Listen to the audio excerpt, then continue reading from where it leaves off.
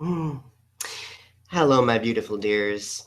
So, it is Valentine's night, and I decided that I would do my next episode of The Mundane Life of a Single Gay as a live event. So, my friends, like Lacey or anyone, Tiffany, if you're watching this right now, give me some form of confirmation on Facebook that you can see this, because that would be excellent, okay? Since it's something new, I've never done like a scheduled event. I've done a regular live event, but not a scheduled event. So give me some confirmation. I would totes appreciate it. So many people either love Valentine's Day or they absolutely loathe it. And I used to be one of those people who absolutely loathed it. However, I've gotten to the point now where I have simply, accepted that Valentine's Day exists. Don't mind me, I'm just going to pour myself a little glass of bubbly. Mm, mm. To single people, actually, it just doesn't apply to single people, it could be anybody. I firmly believe that every day you should pamper yourself, not simply Valentine's Day. Anyway, but I have obviously been on Facebook and Twitter and everything, and I've seen a whole slew full of really super duper happy Valentine's posts, and that's totally cool. I am grateful that a lot of people are enjoying themselves today, but at the end of the day, I do want to discuss, well, not the end of the day, but a part of this discussion, I want to talk about the ramifications of Valentine's Day because over the years, I've slowly realized that Valentine's Day, while it's intended to be a good thing, I think is more so a negative thing. But we will get to that in just a moment. I need a drink. Mm. Oh. So basically, throughout this, you will be seeing me kind of writhe over amazing wine and some cheese. I have cheese here because you know what? Damn it. Cheese is necessary when you're drinking wine, just saying. But when it comes to Valentine's Day, I just researched this. Valentine's Day has some of the highest suicide rates of any day, any holiday, any day in general. And most people speculate that it has to do with people being single or people being heartbroken on this day. And I will admit, in the past, I have had certain Valentine's Day holidays where I have been completely depressed and lonely. And even in high school, I remember being suicidal on Valentine's Day because obviously, a Valentine's Day, you're expecting to be with someone. And that's one of the first things that I want to talk about when it comes to how Valentine's Day can be subversive in certain ways. Now, keep in mind, I think it's cool that people celebrate it. I'm not trying to discourage people from celebrating it. I am just trying to create a certain level of awareness as to what Valentine's Day has become. If you guys watched on my second YouTube channel, Universal Journeys, we did a show on Valentine's Day, and we talked about that. Shout out to Brenda, I love you. But we went into a little bit of the history of Valentine's Day. I won't get into that in this video. You can watch that instead if you'd like. I will, excuse me, I will post an annotation so you can go directly to that and watch that. Oh, by the way, if you guys have any comments or questions and you're watching the video, please leave a comment or question in the chat box. That would be totally awesome. And besides, I love social interaction. That would be totally great. Anyway, but wow, I'm like totally getting off topic in every conceivable way, but that is totally okay. I've had wine, so whatever.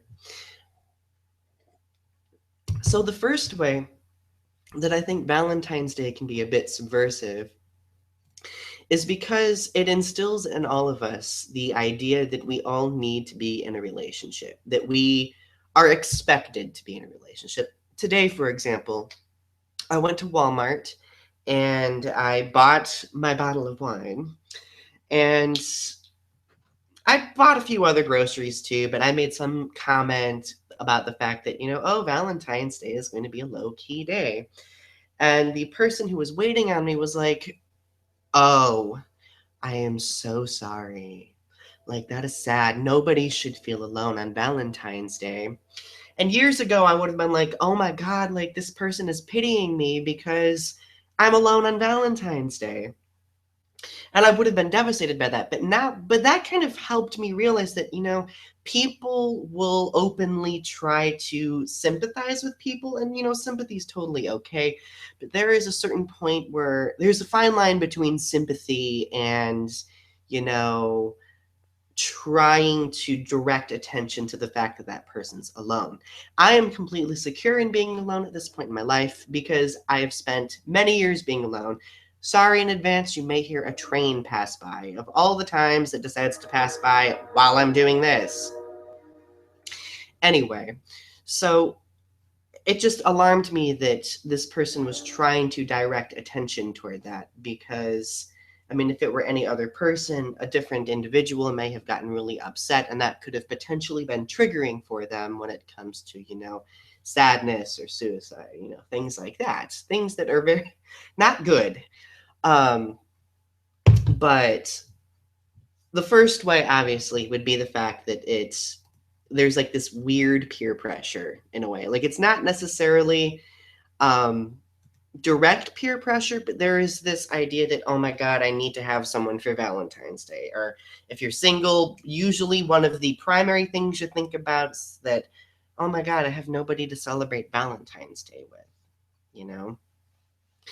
And I need cheese. Give me a sec. Oh, oh my God. Sharp cheddar is beautiful. And of course, it tastes delicious with this. Anyway, so usually I remember my most depressive state was when I was doing my undergrad a few years ago.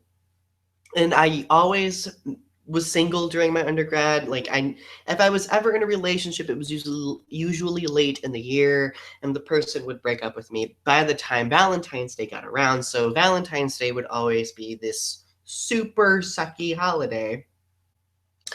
And I would always find a way just to work so I could get my mind off from things, thinking that work would work. Work would work. But it never did because I would see people going to parties. I would see people going out on dates, getting each other flowers, candygrams, little card things.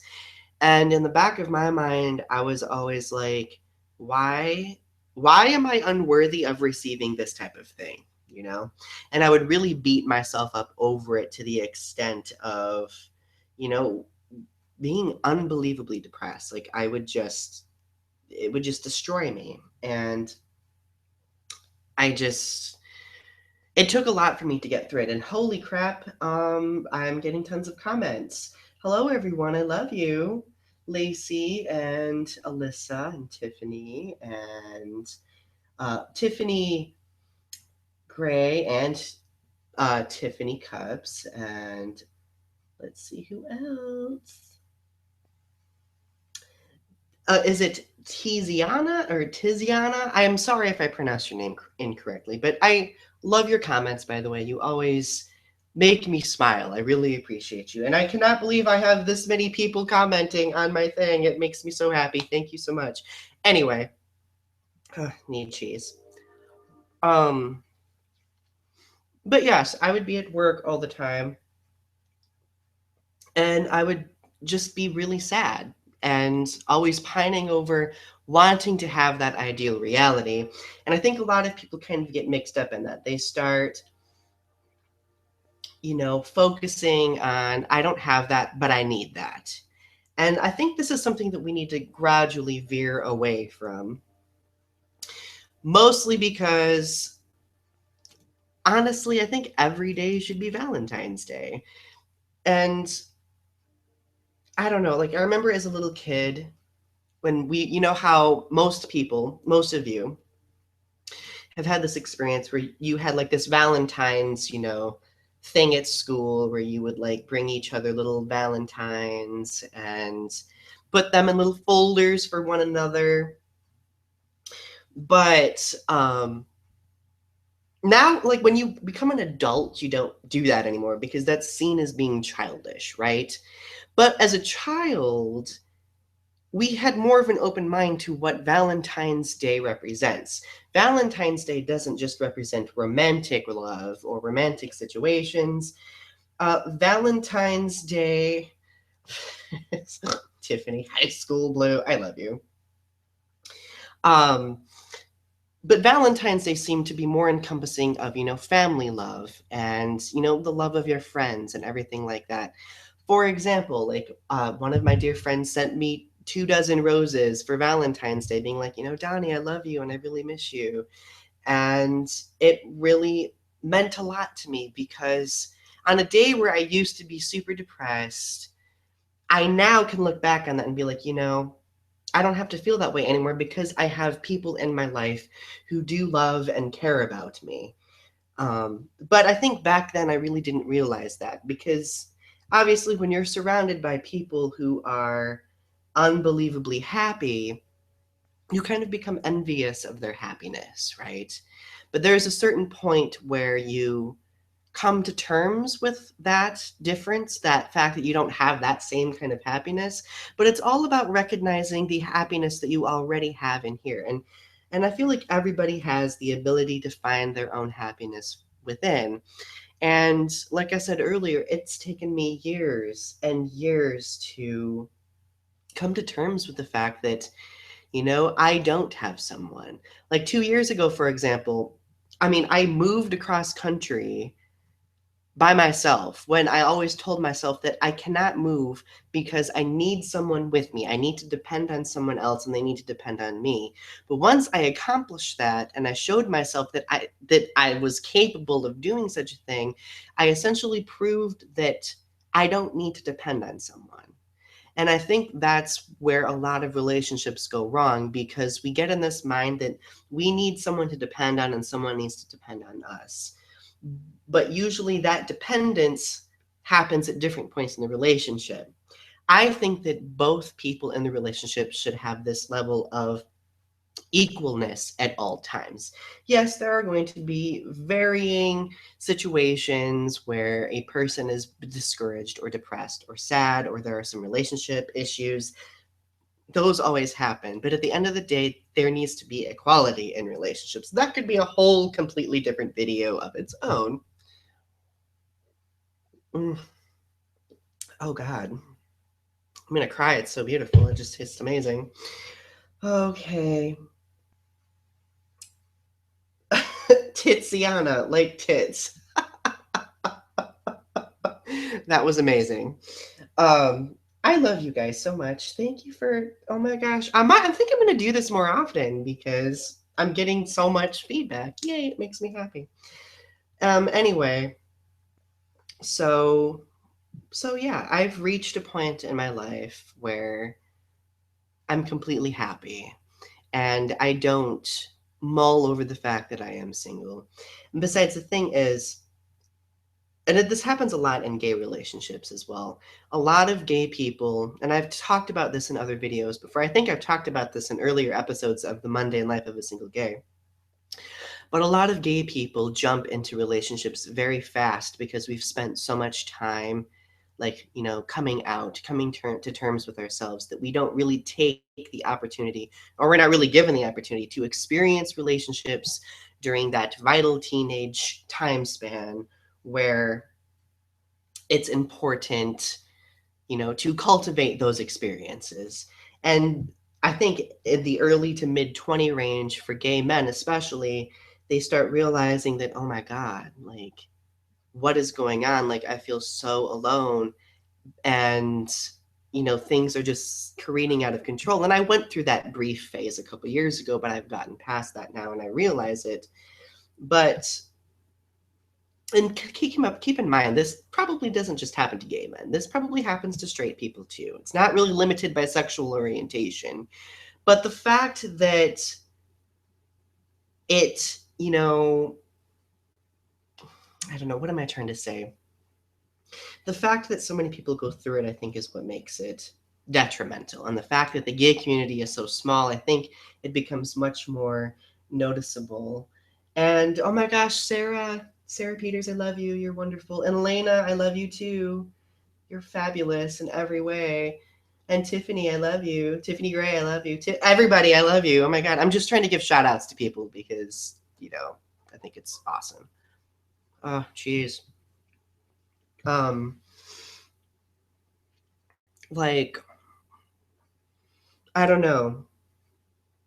I just think that a lot of people create this kind of false image of what Valentine's Day should be.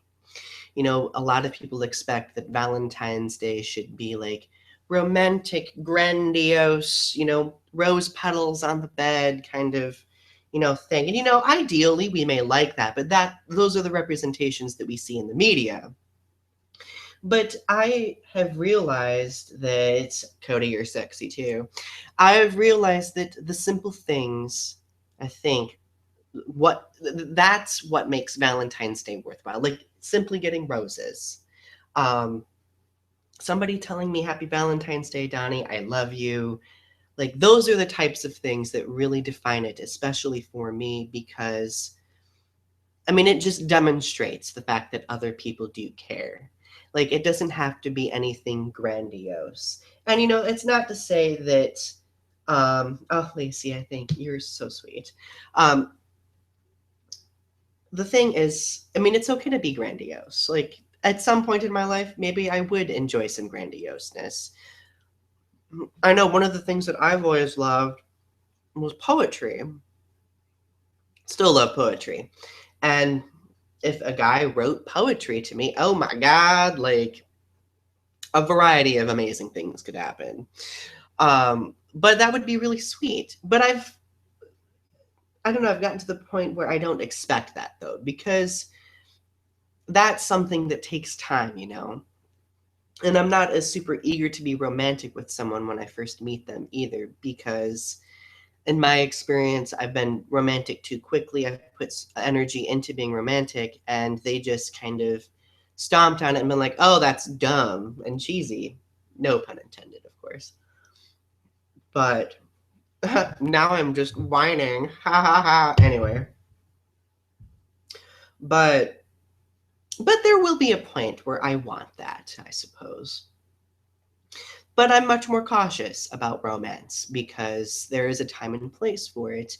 Back then, when I was first, starting the dating scene, I felt that romance had to be like a 24/7 kind of thing. And for some people that totally does work, but for people who aren't really exposed to romance, that can be kind of scary to them. And in that scariness, they may push you away and distance you. And that happened to me many times, and I really wanted to enjoy that. I really should have grabbed myself a napkin, but oh well, I'll rub it on my pajamas. But oh my God, yes, Tiffany Gray. If a man wrote a song for me too, I would melt. Also, that would be fabulous. There's just so many different cute things. Like I particularly love nerdy, like little geeky things. Like if someone sent me like something Godzilla related or something Pokemon related or Lord of the Rings related, oh my God, I would build a shrine to that person and just be like, you're fabulous in every conceivable way.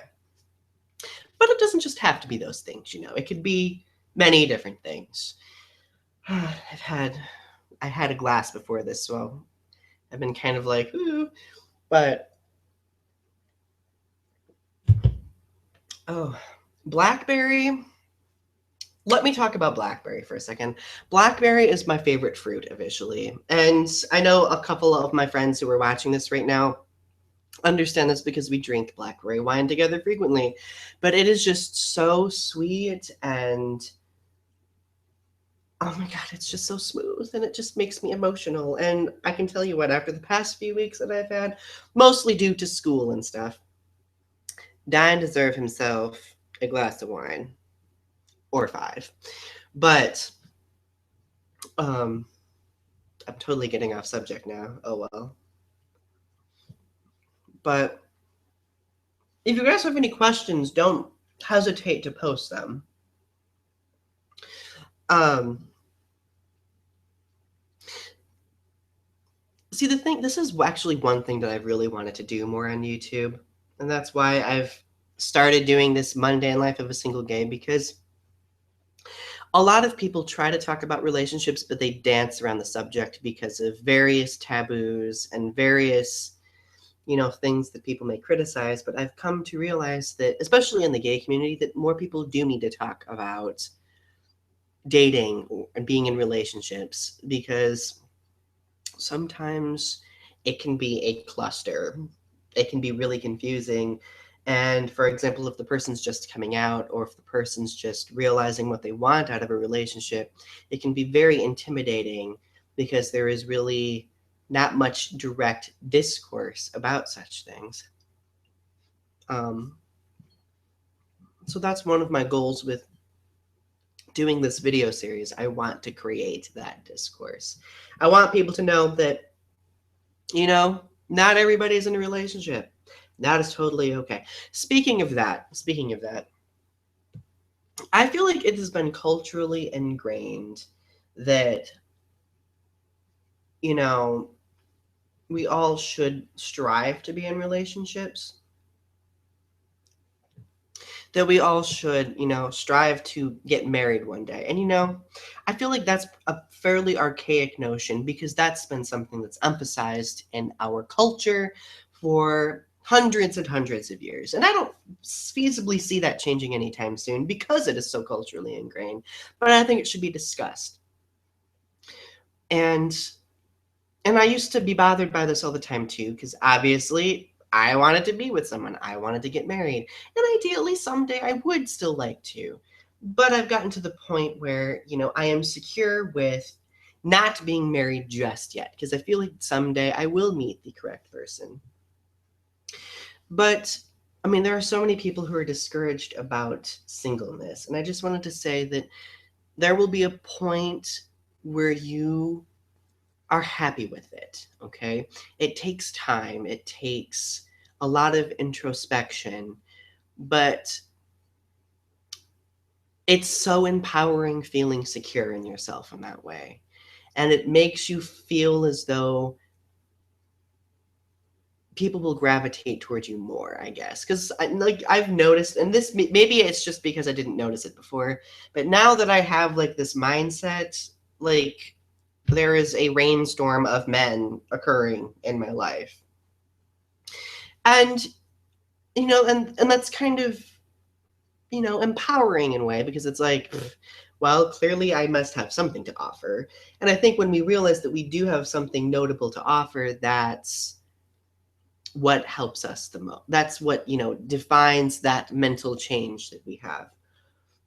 Oh, by the way, if you guys could please like my video, and when it's done, please share it around too, because every time you like something of mine, every time you comment on something, every time you do any of that, it is very helpful to me, and I really appreciate all of the support and help that I get. Anyway,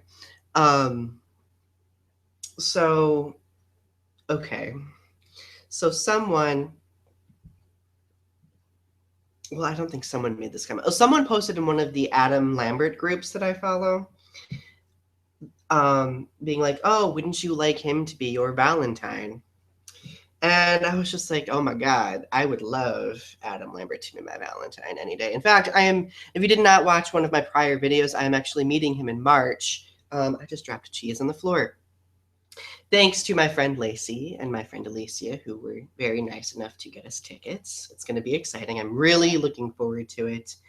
But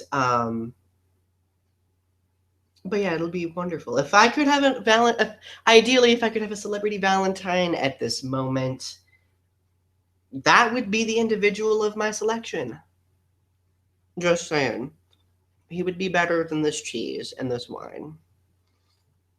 Ideally, all of the above together at the same time would be equally more awesome.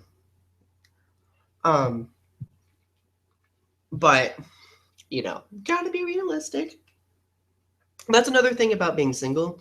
It's important for people to be realistic about it too.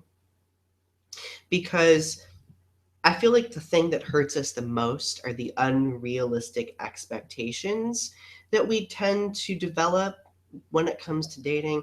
Like, I know, okay, don't make fun of me. Oh, actually, it's totally okay if you make fun of me because, well, it'll be a good laugh. But I used to always believe that I would have like this knight in shining armor and that I would be swept off my feet like, a princess and, swept away in a chariot of, romanticness and yada, yada, yada. That stuff that we kind of grow up with because of, stories and things like that. And I feel like that gave me a lot of unrealistic expectations because I realized that that's not really how relationships work in reality. And I think once we start coming to the realization that relationships function in a multitude of different ways, it becomes much easier for us to traverse them. Okay. And ideally, traversing them in a simple way will overall make the relationship function much better. Mm, damn. Goodness. Anywho, um, Sarah, that is a nice way of saying to lower your standards. Actually, thank you for bringing that up because I think it's important to mention the whole standards thing. Not necessarily to lower one's standards, but to have realistic high standards. Like I remember there was a point where I would just date any Joe Schmo. If a guy looked at me, I'd be like, oh my God, he likes me. I must date him right now. And now I'm like, he looked at me. What's his deal? What's his story? Give me your resume and I will interview you and we will have a selection committee process and then maybe you can date me. But hi, Matt. Yay. But after getting to that point, that's when I was like, okay, I need to look at these, qualities in a person first before I'm like, you, me, now. Because that saved so much. I mean, that would save so much, stress. And it has saved me a lot of stress. Although a lot of people who are looking for something simple and fast, in a multitude of not so good ways, or could be good ways, depending on the person. Those of them looking for something fast, they tend to get a little discouraged by that type of mindset and they may gravitate away from you. But don't be discouraged by that. Because there will be someone who comes around that has like the same mindset of you, the mindset that, I need to be very, observant and I need to know someone and get to learn about this individual first before I date them. Matt, I am doing delightfully. How are you doing? But I just think it's important to have like that sense of realisticness.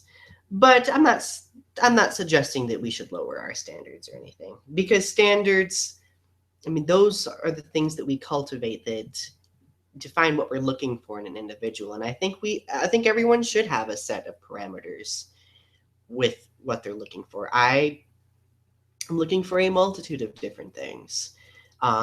They range in priority, but I look for like the first thing that I look for in a guy is someone who is understanding but not afraid to be himself. And I think that's something that, I mean, at least for me, is beneficial. But like I said, a lot of people have a variety of different things that they look for.